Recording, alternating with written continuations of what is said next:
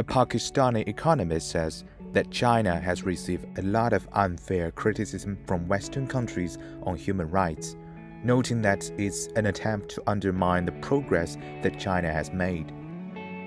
China gets a lot of unfair criticism from the Western countries, and I think it's a deliberate attempt to undermine the great progress that China has made. China has a different system to what Western democracies may, but it is very much concerned about human development. So I think a lot of the criticism that international agencies sometimes make are unfair. They do not see these particular circumstances of China. And I think China has really improved tremendously just from in the agricultural area. 100 million people have been removed from poverty. There's virtually no sort of extreme poverty now in China. I tend to agree. If you're going to be hungry and if you're not going to have chance to have even a half decent standard of living, if you're not going to be having a roof over your head, then frankly speaking, your basic human rights are being denied.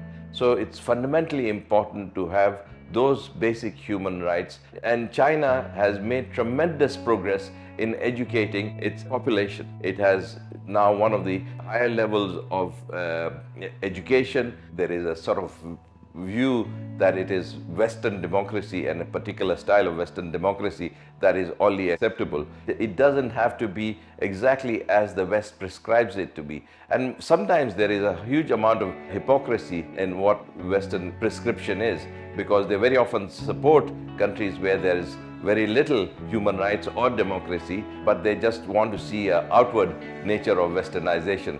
The Hollywood picture of Westernization is not necessarily one that every country has to subscribe by.